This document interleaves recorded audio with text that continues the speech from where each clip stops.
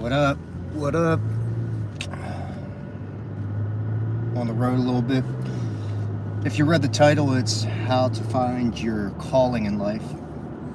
Now, I might not have every answer, but I am going to share my story and how I feel like I found my calling. Now, there is a difference between a calling and what you do to make a living. The funny thing is, what happened in my life, what I do to make a living, is a part of my calling, and it can be yours too. I just want to talk a little bit about my story and see if it sheds some light on, how to find your calling or find something that you want to do in life. So I'm going to share my story and some mistakes I've made, and just be a little bit of be transparent. So if you don't know, I am a comedy stunt performer. I started out as a street performer almost 11 years ago. So I do big comedy stunt shows, and I build a crowd, and then I do like a 35-minute comedy show and make people laugh for a living and collect tips at the end. And I'm now in the place where I get to do some gigs. I don't do that many gigs, maybe a couple gigs a month. So I started when I was 18 years old. I'm 29 now. I'll be 30 in September. But I started when I was 18. I moved to a resort town, Ocean City, Maryland, just with the intent to, hang out, party, just live that kind of lifestyle. And I was driving a taxi at the time, just because that's the job that happened. I moved from got out of a bad relationship and making stupid decisions. And then I moved to Ocean City. I'm gonna party, got this job as a cab driver. So I'm just driving around. About 12 hours a day I'm driving, not really making that much money, and just always ready to get off so I can go party and do what I want to do. So I'm on the boardwalk one day with a buddy of mine, and we're walking, we see this guy pushing a cart, and we're just like, oh, you seem pretty cool, what do you do? And he says, I do a magic show, and he talks about how he, builds crowds and, does his magic and, makes a living doing it. And we're like, oh, you seem cool, we should hang out later. And the funny thing is, you don't really just meet people in a resort town that often, from my experience, and then just become friends. And pretty much we hung out that night, and then 2 weeks later, I'm not even thinking about this guy. Like, not that I'm not trying to, it's just that happened, and I haven't thought about it since. So 2 weeks later, I'm driving a cab around, and dispatch tells me, hey, go pick this guy up from the gas station and take him over the bridge. So I'm like, all right. Well, I go over there and find the gas station, and I pick up the guy. It's the magician. Now, there's hundreds of taxis in that city. There's tens of companies. What are the odds that I'm the taxi that goes to pick up this guy 2 weeks later? So when I say I didn't choose the performance lifestyle, I believe God put it in my life so that I could do what I'm called to do. So I pick this guy up, we go over the bridge, and I live 30 minutes out of town, and so I'm like, yeah, I'm trying to move into town. He's like, well, the funny thing is I'm looking for a roommate. So we become roommates, and we're living in this little ghetto room, $110 a week per person, just a terrible room. But I'm living closer into town. I'm not driving 30 minutes to and from work.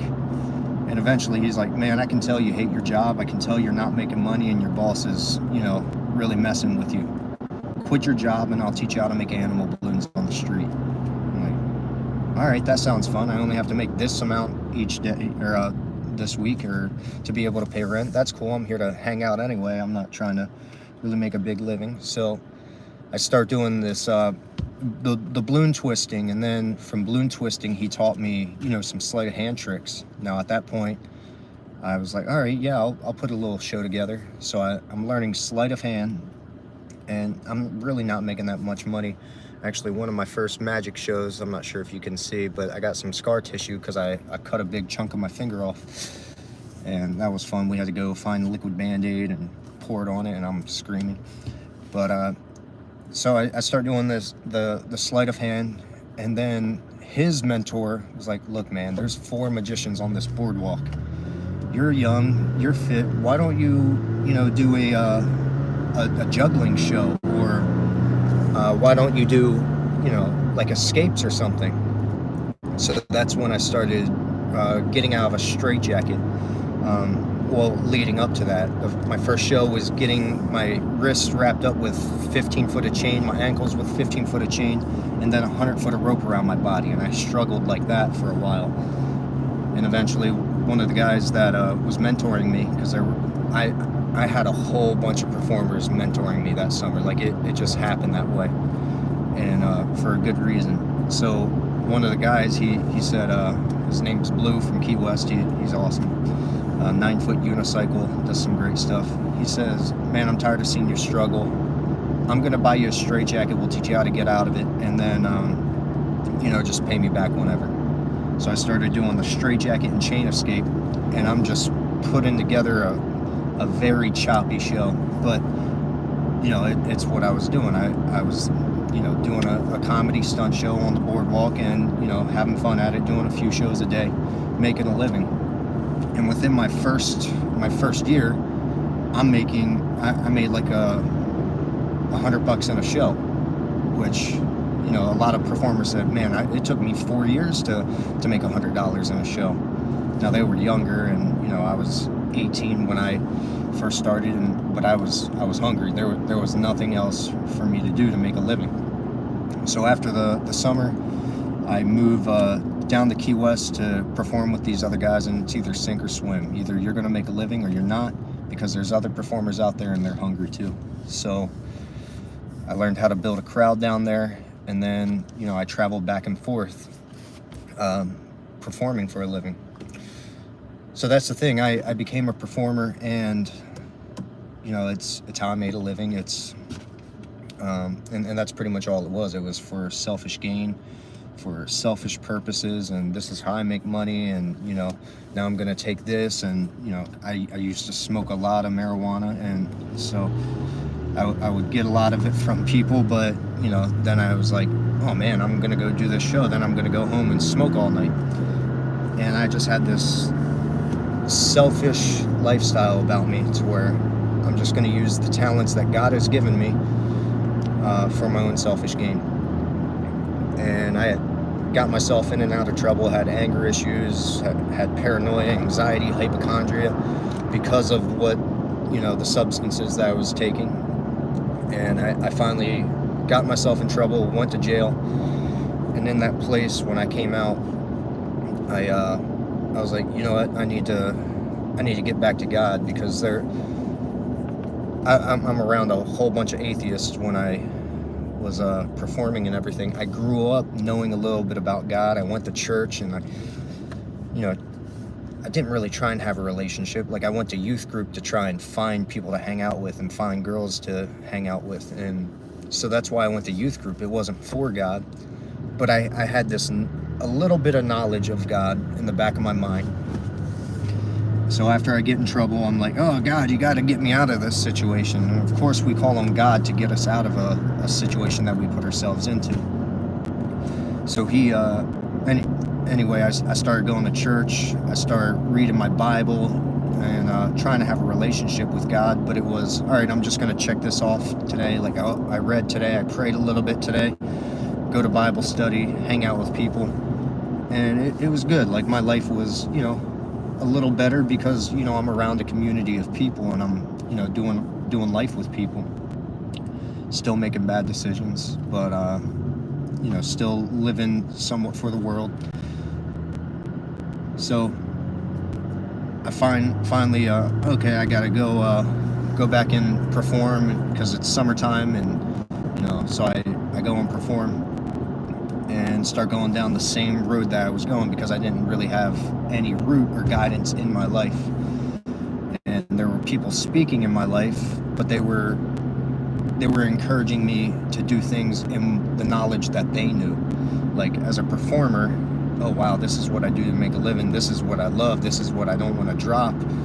I'm not just going to stop doing this and just have a real job for the rest of my life, because it's not fulfilling in my life. I can work, I know how to work, and I have a good work ethic, but this is not what's going to fulfill me. So I'm seeking the performance route. Anyway, start going down the same route, get myself in trouble again, and then I move in with a pastor, and this pastor's like, look, man, you suck. You need to repent. You need to change the way you think, and stop blaming everyone else for your issues. And at that moment, it took a lot to get through this thing, because I'm like, yeah, but he's like, stop it. And he was like a spiritual fire hose, and like, bro, you got to stop blaming everyone else for your issues. So in that moment, I started listening to videos and started getting a grip and a grasp of who God is, and why he actually died on the cross for our sins. And it's to change me, to make me into the creation that he created me to be. But when sin came into my life, I looked nothing like what I was created to be. So I'm just listening to this guy and still performing, still doing all that stuff, but I have a new perspective of why I'm doing what I'm doing. Like, God has given me these talents and these gifts to not only just make a living and make money, but to actually impact people, to inspire people, and to, like the Bible also says that laughter is medicine. It's good for the heart. So, like, I've been given these gifts and these callings, and even though that it's the way I make a living, it's also what I can do to empower people. Still make mistakes, still have a lot of trials. Like, COVID happened, and I'm like, whoa, what am I going to do for a living? Because there's these rules, these restrictions. I don't want to make people sick. I don't want to build crowds. So I struggled with that, and I didn't perform for about a few months. And then July hit, and I'm like, oh, the bank account's going down. I don't have anything in savings. So I had to work at that point. And then after the summer was over, I went down to Florida, and COVID doesn't exist in Florida. So I was just doing my shows. For a year or two, I'm doing good. Then I come back down here, the hurricane hits, and I'm like, oh, what am I gonna do now? Because it's like, I gotta make all this money during the summer, and then I come down here to Florida, and there's no work. I've been doing this same thing for the past 8-9 years at that point, and it's like, now your main source of income is gone. God, what's gonna happen? So I leap out in faith, and I pay this guy $3,000 to work with me for 10 weeks to teach me how to book gigs. And he taught me how to book higher paying gigs. Now, I'm not getting as many gigs as I want, but I'm making enough just to pay my bills and my expenses. But it's like I stepped out in faith, and now the gigs are actually providing for more of my income than the street is at the moment. So it's like it's a wave, figuring out what you're doing, and I'm still going down the route that I want to do, performing, using my life as an example, and making a living, finding my calling in God. And I know God has called me to full-time ministry, but maybe not in the way that the traditional ministry looks. Maybe I'm not going to work in a church, but maybe I'm going to allow my life lived and the things that I do to speak for that.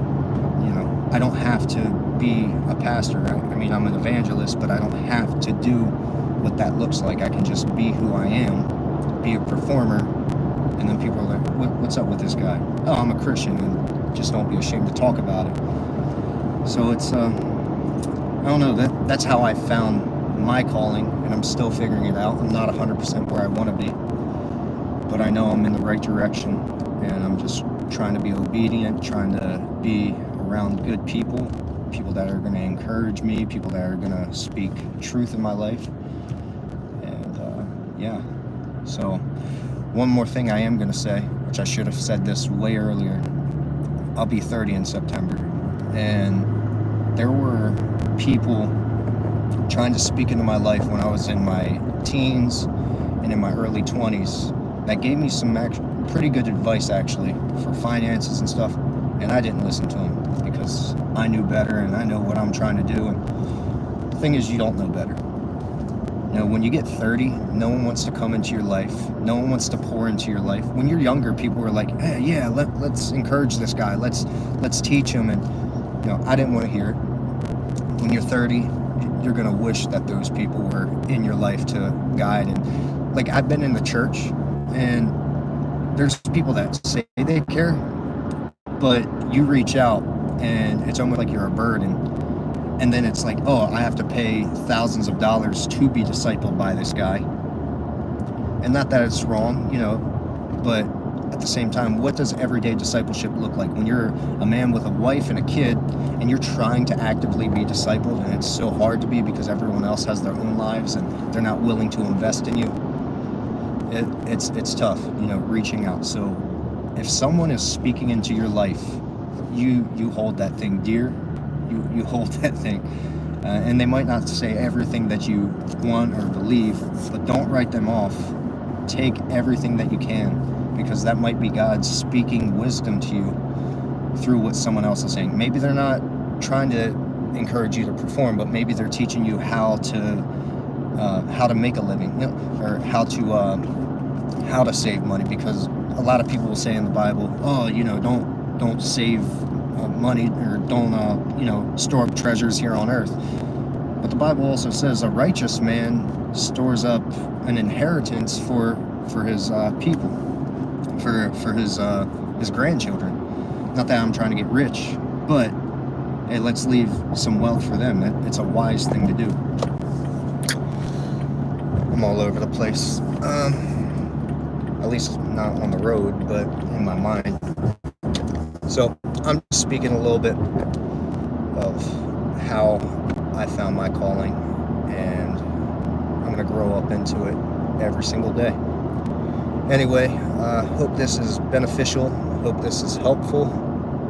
I'm almost to the gig that I'm about to be at.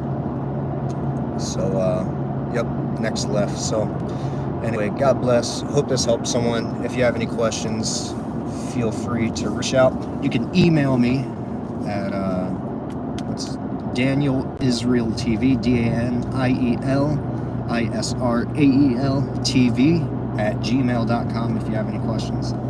I don't know. Put more video outs, or just comment below if you have any questions, and shoot me a comment of any future videos that you want to see. So anyway, I'm getting off here. God bless.